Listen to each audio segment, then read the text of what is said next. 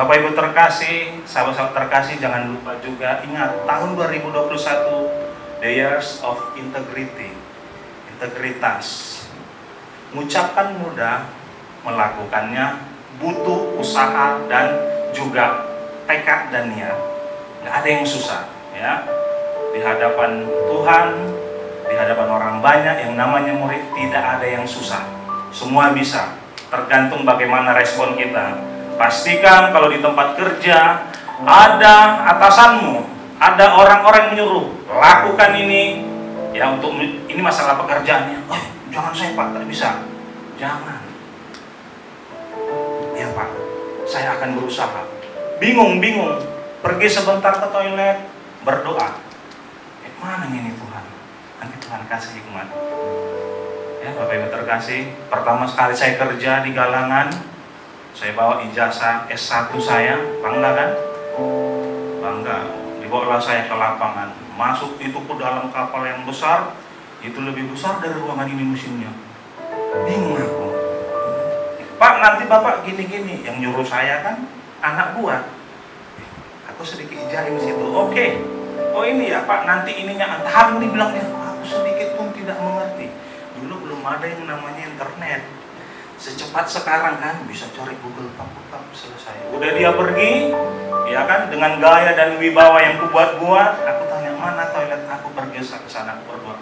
Tak ngerti aku Tuhan. Tetapi perlahan demi perlahan Tuhan tidak mempermalukan kita. Integrity, ya. Jangan jadi anak Tuhan kerja terlambat. 10 kali, dalam sebulan 10 kali absennya dipotong, kali 10.000 udah 100.000, ya. Kalau pulang mau cepat, ya kan. Yang senyum itu korban itu, yang diam pelaku, ya kan. Belum waktunya bel istirahat sudah di depan, ya kan, udah cuci tangan. Jangan, ya. Oke, integrity dimulai dari diri sendiri, ya. Oke. Ukuran ibadah kita ini yang akan saya bawa, ya, dalam Wahyu 11 ayat 1 sampai 2. Ayo dibuka Alkitabnya.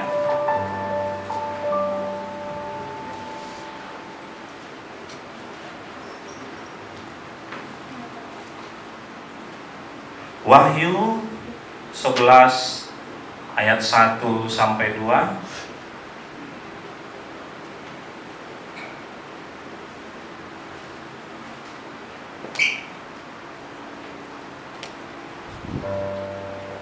Next kan manual deh, ya, namanya. Oh, sebentar ya, oke. Ya. Oke, sebelumnya ayatnya, ya. Baca, ya. Kita simak. Kemudian diberikanlah kepadaku sebatang bulu. Sebentar, apa itu bulu? Cari sendirilah, ya. Masa bulu nggak tahu? Apalagi kalau dari kampung kita sana, ya. Seperti tongkat pengukur rupanya. Dengan kata-kata yang berikut, bangunlah dan ukurlah bait suci Allah dan mesbah dan mereka yang beribadah di dalamnya. Ayat kedua, tetapi kecualikan pelataran bait suci yang di sebelah luar.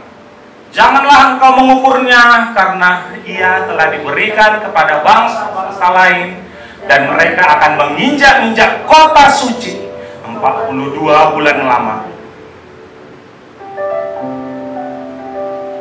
Secara gambaran, ini bait suci, ya, bait suci Salomo. Di sini nggak jelas, ya. Cuman di sini ada kem para wanita. Itu, ya, kenapa sampai sekarang sahabat terkasih kita, saudara kita, men and woman, ya, cannot together, pray katanya, tidak bisa bersama-sama. Enggak, kita ini, ya kan, apalagi yang masih pacaran nggak bisa, yang suami istri bisa bawa anak, mereka nggak bisa, disekat. Hukumnya najis di sini. Nah, ini yang namanya pelataran, ruang kudus, maha kudus, ya. Jadi Bapak Ibu terkasih, ayo di next kan dulu, ya. Ini secara 3 dimensi, ya. luar, pelataran, kudus, maha kudus.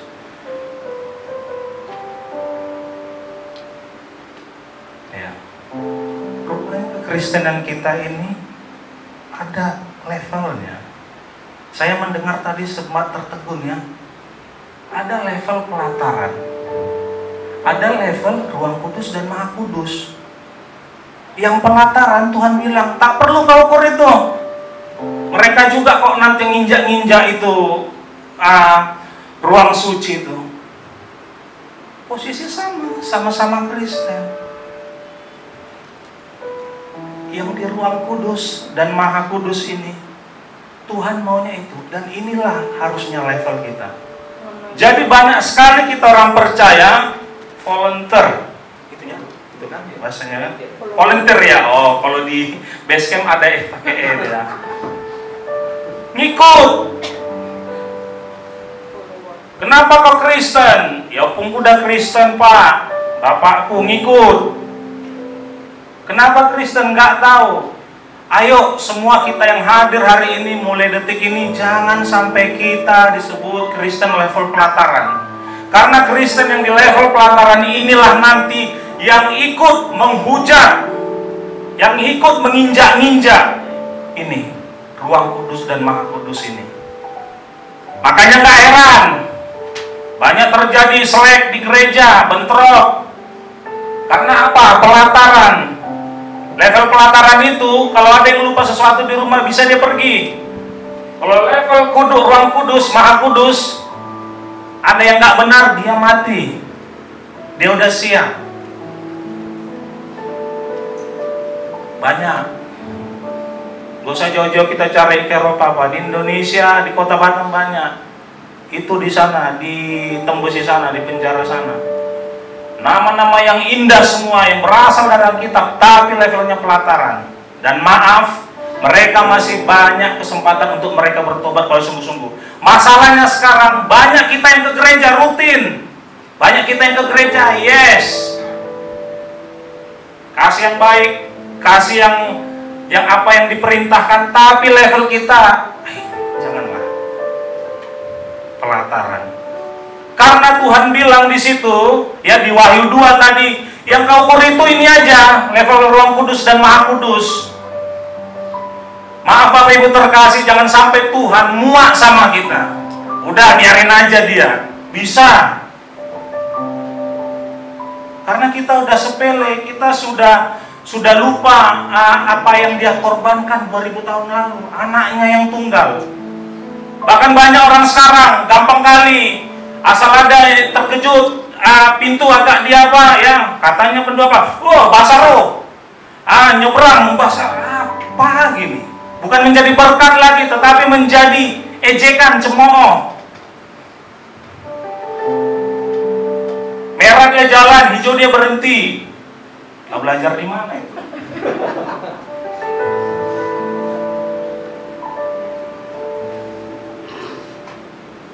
Tuhan gak memandang kedudukan kita, posisi kita apa, tapi Tuhan mandang ini level kita ini di posisi mana, di pelataran kah atau di ruang maha kudus. Saya dengar tadi nanti ini kita lari ke murid ya. Saya pribadi introspeksi diri, ya Tuhan, tapi jangan, aku gak mau nanti Tuhan sampai Tuhan menjemput aku atau Tuhan belum datang, aku di pelataran. Disinilah nanti banyak kekristenan itu yang murtad, yang memaki, yang kecewa sama Tuhan karena dia di pelataran. Dia tidak tahu apa arti dia ruang kudus dan maha kudus ini.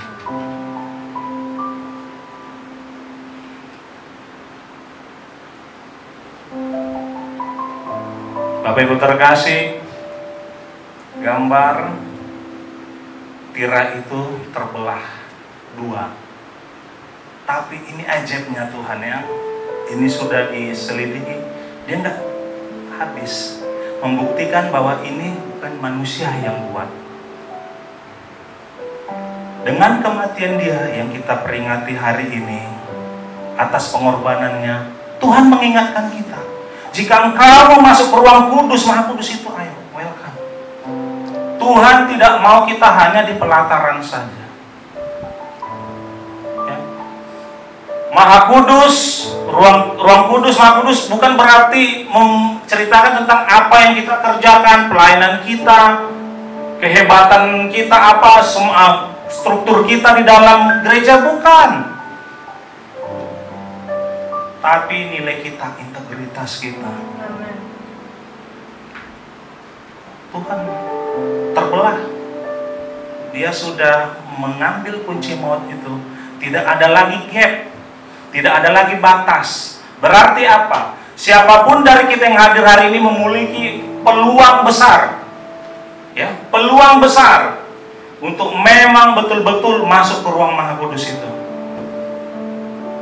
Gak ada guna cemburu sama kawan, iri sama adik kandung, kakak kandung, mama lebih sayang sama you daripada sama aku. Jangan.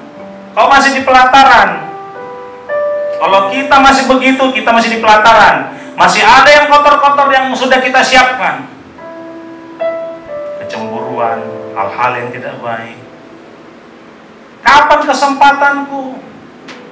Begitu juga mungkin dalam pekerjaan, dalam pelayanan, dalam segala sesuatu, dalam kehidupan berumah tangga. Hey, perhatikan, Tuhan sudah buka jalan. Bukan kita diundi berdasarkan undian nomor yang lahir tahun sekian, jam sekian, apa, bisa masuk. Enggak. Tetapi saat-saat ini kenapa banyak orang Kristen, orang percaya hanya cuma sudah pilih di pelataran saja, tak mau masuk lebih dalam. Bapak Ibu terkasih, ingat, Tuhan yang kita sembah adalah Tuhan yang Dia itu roh. Kalau kita hidup, kalau kita menyembah Dia tidak berdasarkan roh dan kebenaran itu, nggak ada. Jadi jangan mau pikiranmu itu diombang-ambingkan oleh filsafat-filsafat atau doktrin-doktrin yang lain. Apa itu roh? Apa itu roh? Hati-hati, karena kita nyaman di pelataran. Roh Dios.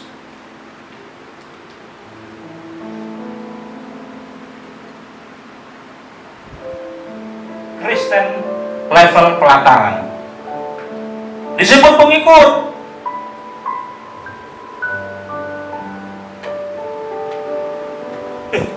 Ada mirip mantanku situ, jadi minggu depan pindah kita, oke? Si kawan rupanya minggu depan pindah. Pengikut Kristen, baptis, ada cara ikut. Tapi ingat, dia disebut juga kambing. Bapak Ibu terkasih, kambing itu sukanya nanduk.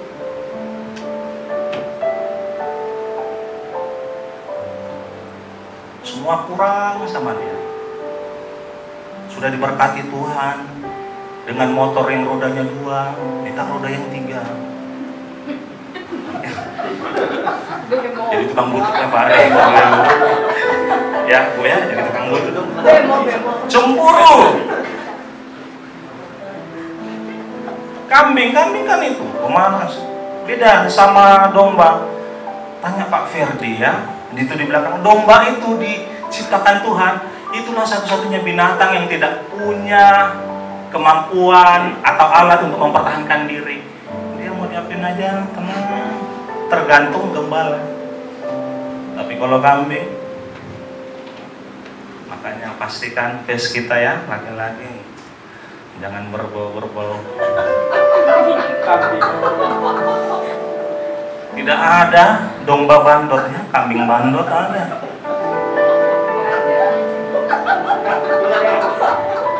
Ada ya domba? Ada lah. Kemana? Gerasak gerusuk terus. Gerasak gerusuk, di sini udah damai sejahtera, bikin gerasak gerusuk ke sana. Sudah dikasih Tuhan makan enak, apa? Gerasak lagi. Tak enak Tuhan, hajar sana sini, goyang sana sini, bikin yang namanya keributan.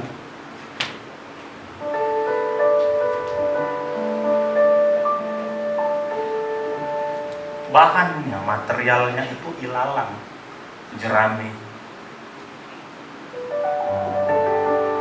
sejuk, tapi tidak membuat orang nyaman. Coba kita hidup atau kita dalam suatu kondisi kedinginan, dimasuk tempat yang ilalang, terlalu dingin, walaupun memang terlindungi. Kalau dia panas, mudah terbakar.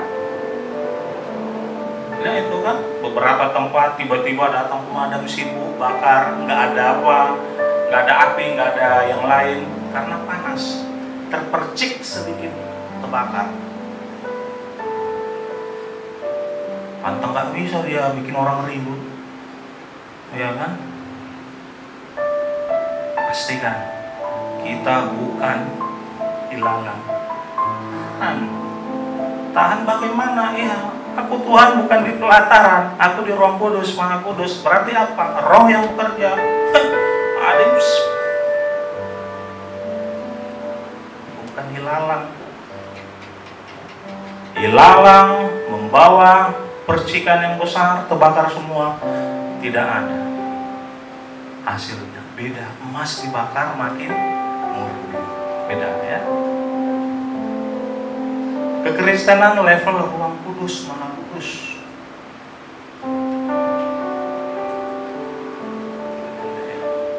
Disebut murid. Murid. Tapi jangan murid zaman sekarang ya. Dipukul gurunya, lapor ke bapak mamanya. Cemen kali, Bapak Ibu yang terkasih, pastikan kau juga sebagai orang tua jangan terlalu membela anakmu. Kalau zaman saya dulu, jangan tahu bapak saya. Lalu ditambah dia. Katanya. Di sana guru hormat kita. Siapa? Bandel nakal dulu. Tapi kalau udah guru di depan, levelnya hampir sama dengan malaikat. Kalau udah sampai berita itu ke rumah, ke orang tua, udahlah, ya. Yang jingar kita aduh ampun. Karena bukan ya anakku, kenapa merah? Paham? Iya dicubi guru. Kau paham?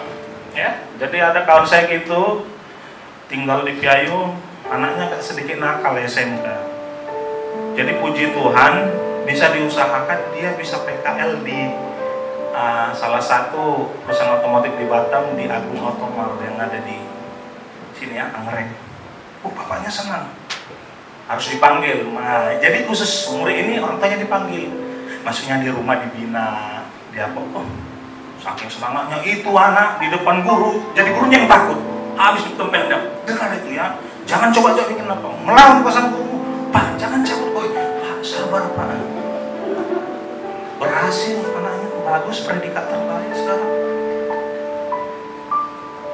Murid itu, ya, murid itu nggak cengeng, nggak dikit-dikit ngadu apa, ujian.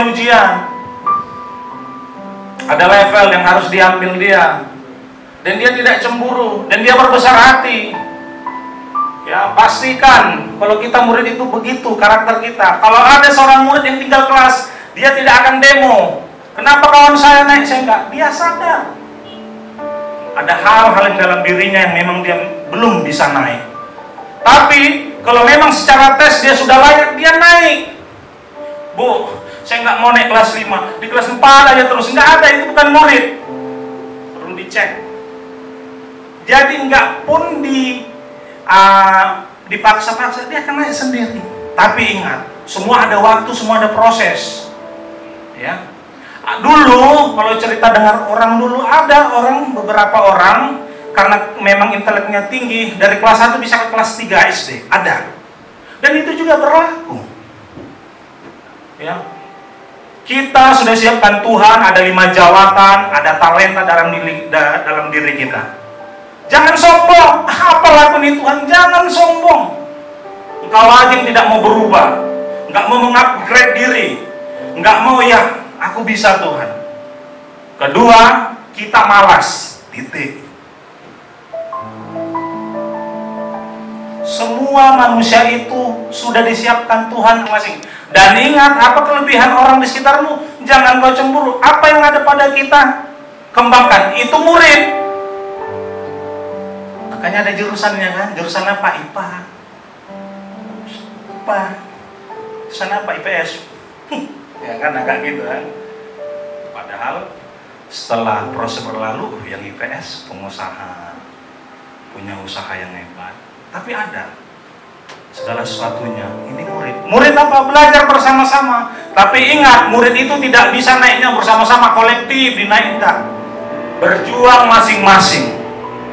Berjuang masing-masing dia.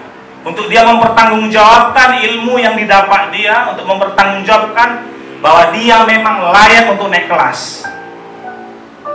Kedua disebut domba. Domba dari udah gemuk apanya ya, udah gemuk dia banyak bulunya digunting. Yang gunting siapa? Yang gunting domba itu ambil bulunya gembalanya ya. Makanya jemaat di sini nanti diberkati Tuhan, gemuk-gemuk semua, ada bos, ada ini. Enggak salah nanti Pak Ferdi, Pak apa guntingin ya.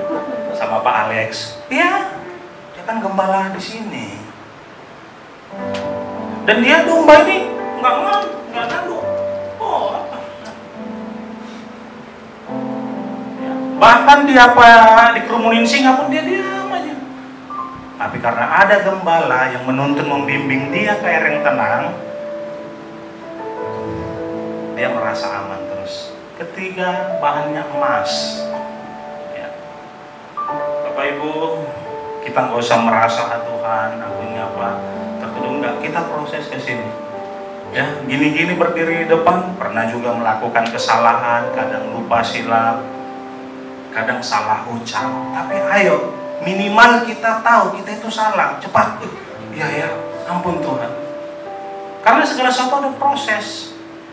Prosesnya emas itu bukan dimasukin di kulkas, didinginkan, biar dia dapat kemurniannya. Tidak, dia dipanaskan berlipat-lipat kali, dan bahkan emas itu prosesnya itu dia yang paling panas dari material-material yang lain untuk biar keluar. Ya, dan ingat Tuhan nggak langsung kasih yang panas. Panasnya itu dia sesuai dengan kapasitas kita. Yang dipasang di kita itu sesuai dengan yang bisa kita tanggung, yang bisa kita usahakan, yang bisa kita yang kuat. Ya. Jadi jangan kita teriak-teriak panas Tuhan. Dia udah tahu. Allah panas 5 menit aja pun kuat. Nggak bisa kalau sabar, nggak bisa kau tahan. Ya. Di tempat kerja biasa kan. Dimanapun ya. Kenapa saya selalu kasih contoh tempat kerja? Karena memang saya orang sekuler. Banyak tantangan. Apalagi disitulah sebenarnya ibadah kita itu diperhadapkan 24 jam. Dari hari Senin sampai hari Jumat itu kalau yang masuk Sabtu Minggu, ya kan? Disitulah kita memang dituntun, memang kita ini benar nggak anak-anaknya Tuhan. Ya, banyak sekali yang bermarga Kristen. Saya lihat kalau nggak di situ pimpinannya udah mulai pocok-pocok kita udah punya Pak, menjatuhkan kawan. Di sini nggak ada itu ya, orang hebat semua. Nah, sebelum Tuhan terangkat ke surga, ya, Bapak Ibu, coba pikir, begitu Tuhan sudah dia bangkit dari kematian, kenapa dia nggak jalan dari Sabang sampai Merauke? Putar, oh ya, udah hidup. Enggak. Alkitab mencatat hanya 10 kali dia menampakkan diri, itu pun enggak dengan sembarang orang, dengan murid-murid. Jadi statusnya dia tidak menampakkan diri dengan orang lain, hanya murid. Bisa aja dia kan sama yang nyiksa dia itu, kalau yang nyiksa dulu ya, bertobat kok bisa. Dan dia, saya yakin bertobat dia. Mula Tuhan sama Pilatus, sama ahli-ahli Taurat yang mau orang-orang menjarah dia. Bisa dan sangat bisa. Dan saya yakin kalau dia berkata, akulah Tuhan, sama bertobat itu, iya Tuhan. Tetapi ingat, di Di pertobatan dia tetap juga pertobatan agamawi. Karena apa? Takut, bukan karena percaya.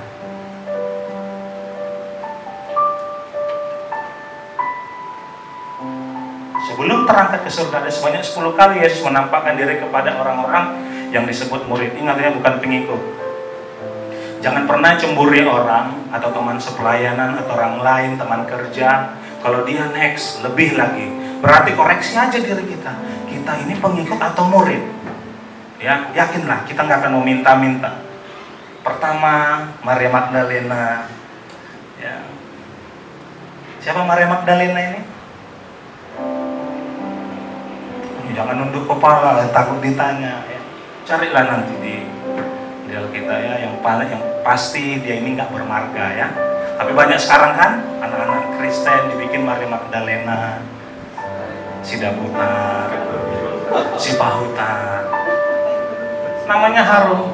Dan Tuhan ada janji dia kan, karena engkau, ya kan, nama dia akan dikenal orang. Baru ini para wanita yang kembali dari kubur. Ya. Kenapa nggak ada pria? Kemalaman nonton tinju. Jadi telat bangun. Nggak ada dibilang para pria dan wanita, nggak ada. Makanya para pria kita harus lebih waspada ya. Pastikan pasanganmu wanita ini jangan kemana-mana. Cukuplah dia kubur diam-diam. Oke? Kepada Simon Petrus. Siapa Simon Petrus? Yang jelas dia bukan orang Batu Aji, ya. Di sini dia apa kerjaan dia? Simon Petrus? Bukan pengacara, pengacara. Oh ya, Hotman Paris. Nelayan. Kepada 2 orang yang pergi ke Emmaus, murid juga. Ya, ini ada ayatnya semua. Kepada 10 murid di KK dan kawan-kawan mereka. Kecuali Thomas. Ya, Thomas di KK itu dan kawan-kawan ya. Kepada semua murid, termasuk Thomas. Thomas apa? Orang yang ragu, yang nggak percaya. Tadi Simon Petrus orang yang udahlah, baliklah kita ke masa lalu kita. Tidak. Kepada semua, kepada 7 murid di pantai Danau Galilea, kepada lebih 500 orang murid. Ada 500 orang murid di Galilea. Yakobus, saudara Tuhan Yesus. Yakobus sendiri ya. Jadi di sini Yakobus. Baru ini semua rasul yang disebut rasul. Eksklusif. Pastikan diri kita itu Tuhan hadir. Berarti kita ini orang-orang spesial, orang penting. Tapi orang-orang spesial, orang penting janganlah kelakuannya kayak yang anu-anu itu ya. Bolehlah sosmed apa. Tapi ya aplikasi TikToknya pun jangan kelewatan. Jangan membuli orang. Jangan. Ambil, bikin kebenaran. Pada semua rasul ya. Penutup ya, setiap khotbah ini yang selalu ditunggu-tunggu. Jadi kekristenan yang levelnya kita itu berada di ruang kudus, maha kudus, itu memiliki gaya hidup yang dipimpin Roh Kudus. Bapak Ibu, banyak sekarang penghujat halus untuk menjauhkan kita pelan-pelan dari namanya Roh Kudus. Jangan malu. Ya, kalau ada digerakkan dari hatimu mendoakan orang, ada sesuatu bahasa yang baru, ya tapi jangan, maksudnya ya jangan bikin heboh suara kita terus. Ya, banyak loh sekarang, banyak pengajaran sekarang ini apa Roh Kudus ini. Seperti saya bilang tadi, kaget, sekarang bapak-bapak ini yang orang.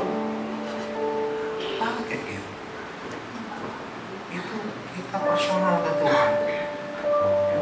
Nanti lewat ada itu rata namanya. Ya. Hidup yang dipenuhi firman. Saya juga belajar, kita semua belajar. Pastikan jangan ada kita yang disesatkan. Tuhanmu kok beranak, itu udah bingung kita. Lihat di ayat ini dibilang Tuhanmu gini deh ini. Ini. Makanya deh. Kau ikut abang aja lah. Tak jelas sinyal kita ini. Ya bang. Karena nggak dipenuhi firman. Ya, tiba-tiba di sini perang, tiba-tiba di sini Tuhan membunuh, tiba-tiba di sini dia sayang, tiba-tiba apa level ini? Enggak lah kan? Enggak jelas kan? Ya. Semakin orang mencari isi Alkitab dengan kekuatan dia sendiri, pikiran dia, semakin jauh dia dari Tuhan. Makanya yang pertama memiliki gaya hidup yang dipimpin Roh Kudus. Baru kita, apa yang kita baca itu ada nanti yang membimbing kita. Ya. Tapi hati-hati kita juga. Kita mengandalkan Roh Kudus, tapi tak ada firman yang kita baca. Ya kan? Enggak ada. Apa ya? Begitu amarah muncul ada. Tenangkan hatimu. Tenanglah hai jiwaku. Itu nggak dibuat-buat loh. Dan itu kalau kekuatan kita sendiri nggak mampu, jujur nggak mampu. Ada suatu yang urapan ya. Jadi ada yang marah kita. Ya, berlalunya hari nanti Tuhan yang akan menyingkapkan semua. Hidup selalu dalam doa dan pujian. Ya, pastikan udah berapa tahun Kristen? Ya setahun minimal hafal 2 lagu lah, 3 lagu ya. Tapi hebatnya kita aliran Pentakosta ini ya, dikit-dikit di layar ya. Semua, jadi segala satu simpel. Tapi belajar. Jadi ada lagu-lagu tertentu, lagu-lagu pujian yang dalam, yang memang kadang kondisi kita nggak sanggup gimana, kadang membuat kita bingung, tiba-tiba keluar. Ya Tuhanku, aku hendak bersyukur bagimu. Ya kan, lagi serat nih. Selamaku hidup, mama minta duit. Ya Tuhanku, aku hendak bermazmur bagimu. Selagi ku ada mata wis, semangat pergi kerja. Ada yang motong karena hidup yang berdoa. Kadang ya kita harus berdoa secara korporat. Ada doa-doa tertentu dari Sabang sampai Merauke. Mendoakan apa? Ini doa ini ucapan syukur. Baik, Tuhan. Ada doa keluh kesah, silakan sampaikan, jangan sama orang lain. Seminggu lagi kontrak Tuhan. Ya, mana ini loh? Aku kasih tahu orang tua nanti mereka pun ikut gelisah. Tetapi aku percaya aku menjadi kepala bukan ekor. Segala yang kujalani jika aku bersama mengandalkan Tuhan, aku hidup dan aku akan diangkat. Seperti engkau memberkati Yusuf, engkau juga memberkati aku. Engkau banyak perkataan dari ini firman. Tiba-tiba kesenggol sama mobil, Pak. Rupanya bos. Kita kerja. Tapi ingat, kalau udah Tuhan kasih pekerjaan, jangan merasa rendah. Apa ini? Masa disuruh ngelap-ngelap? Subuh. Kesusahan hari ini cukuplah hari ini. Ada berkat. Tapi ingat, Tuhan sudah lihat ke depan. Kalau kau lulus di bagian ini, ada yang Tuhan persiapkan untuk kau kelola dengan tanganmu, untuk kau tanggung jawabi, untuk memberkati orang banyak. Itu yang terjadi. Ada anak-anak Tuhan yang percaya merendahkan hati yang jadi orang hebat. Itu semua tidak ada proses cepat. Makanya pastikan kalau ada orang-orang hebat, orang-orang yang luar biasa, ada kesempatan kau jumpai, jangan tanya apa kiat-kiat Bapak sukses. Pak, prosesnya dari bagaimana kok bisa Bapak kuat? Waktu susahnya gimana? Itu tanya. Kan banyak melihat apa yang kita pakai itu kita, tapi tangisan air mata dari awal itu nggak ada. Ya, sahabat-sahabat terkasih, yang lajang, ya, yang pria atau yang wanita, kalau kau udah dipercayakan Tuhan, ada calon pasangan hidupmu, jangan kau semena-mena sama dia. Ingat itu anak Tuhan loh.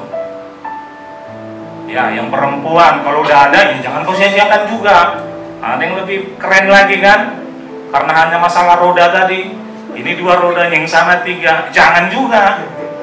Makanya kalau kau nggak siap untuk ke jenjang, ingat ya, itu namanya pranikah, itu sebenarnya kudus, itu nggak main-main. Kalau belum, kalau hanya main-main, bagus tak usah. Karena di situ, maaf, banyak sekali di situ sumber-sumber atau celah-celah kutuk. Kalau kita memang tidak siap, kita tidak respect, kita tidak menghargai. Tetapi kalau kita betul-betul di situ, banyak harta karun yang tersimpan, yang terpendam untuk kita nikmati. Amin. Sekali lagi penutup, memiliki gaya hidup yang dipimpin Roh Kudus, hidup yang dipenuhi firman, hidup selalu dalam doa dan pujian. Amin. Ayo kita bangkit berdiri, kita tundukkan kepala.